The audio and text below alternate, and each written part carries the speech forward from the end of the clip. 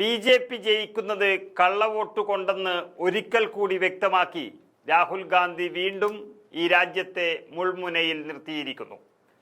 അതായത് വോട്ടർ പട്ടികയിൽ കണ്ടുപിടിച്ച ക്രമക്കേടുകളെക്കുറിച്ച് കമ്മീഷൻ വാർത്താ സമ്മേളനത്തിലൂടെ വിശദീകരിക്കുന്നതിന് തൊട്ടു മുൻപാണ് രാഹുൽ ഗാന്ധി വീണ്ടും നിലപാട് കടുപ്പിച്ചിരിക്കുന്നത്. ബി.ജെ.പി. ജയിക്കുന്നത് കള്ളവോട്ട് കൊണ്ടാണെന്ന് ഒരു രാജ്യത്തിൻ്റെ പ്രതിപക്ഷ നേതാവ് തന്നെ ഇങ്ങനെ പറയുമ്പോൾ അതിലാദ്യത്തെ പ്രതിയായി തെരഞ്ഞെടുപ്പ് കമ്മീഷൻ മാറുകയാണ്.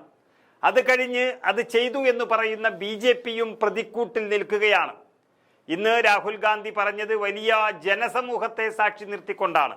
രാഹുൽ ഗാന്ധി രാജ്യവ്യാപകമായി തരംഗം സൃഷ്ടിക്കാൻ പോകുന്ന വോട്ടർ അധികാർ യാത്രയിൽ ആണ് ബി.ജെ.പിക്കെതിരെയും തെരഞ്ഞെടുപ്പ് കമ്മീഷനെതിരെയും ആഞ്ഞടിച്ചുകൊണ്ട് രംഗത്ത് വന്നത്.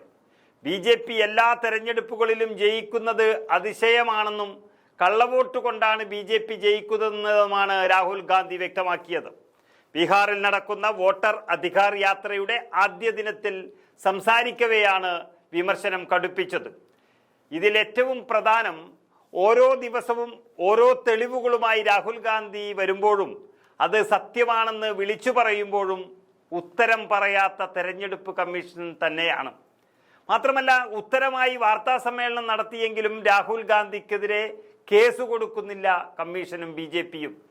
തനിക്കെതിരെ ധൈര്യമുണ്ടെങ്കിൽ കേസ് കൊടുക്കുക എന്നുവരെ പ്രതിപക്ഷ നേതാവ് ഇതിനെപ്പറ്റി പറഞ്ഞിട്ടും ഒരു അക്ഷരവും മിണ്ടുന്നില്ല.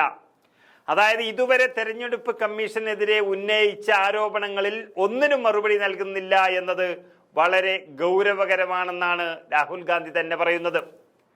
അദ്ദേഹം പണ്ട് മുതൽ തന്നെ പറഞ്ഞുകൊണ്ടിരിക്കുന്ന ഒന്നാണ്, പ്രധാനമന്ത്രി മോദിയും NDAയും ചേർന്നുകൊണ്ട് ഈ രാജ്യത്തെ പാവം ജനങ്ങളുടെ സമ്പത്ത് മോഷ്ടിച്ചെടുത്ത് ചില സമ്പന്നർക്ക് നൽകുന്നു എന്നതാണ്.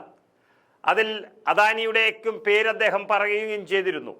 അത് ഇന്നും ആവർത്തിച്ചുകൊണ്ടേയിരിക്കുന്നു. അദ്ദേഹം ഇന്നും യാത്രയിൽ പറഞ്ഞു. വോട്ടിന്റെ കാര്യത്തിലേക്ക് വന്നാൽ ബീഹാറിൽ മാത്രമല്ല മറ്റു ചില സംസ്ഥാനങ്ങളിലും വോട്ട് മോഷണം നടക്കുന്നു. എങ്ങനെയാണ് വോട്ട് മോഷണം നടക്കുന്നത് എന്ന് ഇപ്പോൾ ജനങ്ങൾക്ക് മനസ്സിലായിരിക്കുന്നുവെന്നും രാഹുൽ ഗാന്ധി തുറന്നടിച്ചു. അങ്ങനെ രാഹുൽ ഗാന്ധി പിടിച്ച കള്ളത്തരം വലിയ ജനരോഷമായും പിന്നീട് രാഷ്ട്രീയ കൊടുങ്കാറ്റായും മാറുകയാണ് രാജ്യത്ത്. ഇനി അത് എത്ര മൂടിവെച്ചാലും ആ പറയുന്ന സത്യമെല്ലാം പുറത്തു വരികയും ചെയ്യും. കാരണം കോൺഗ്രസ് അഥവാ രാഹുൽ ഗാന്ധി സംസാരിക്കാൻ തുടങ്ങിയിരിക്കുന്നത് രാജ്യത്തോടാണ്. 16 ദിവസം കൊണ്ട് 60 ചരിത്ര പ്രാധാന്യമുള്ള മണ്ഡലങ്ങളിൽ ചെന്നുകൊണ്ടാണ്. അതാണ് ചിലർ വരുമ്പോൾ ചരിത്രം വഴിമാറുമെന്ന് പറയുന്നത്.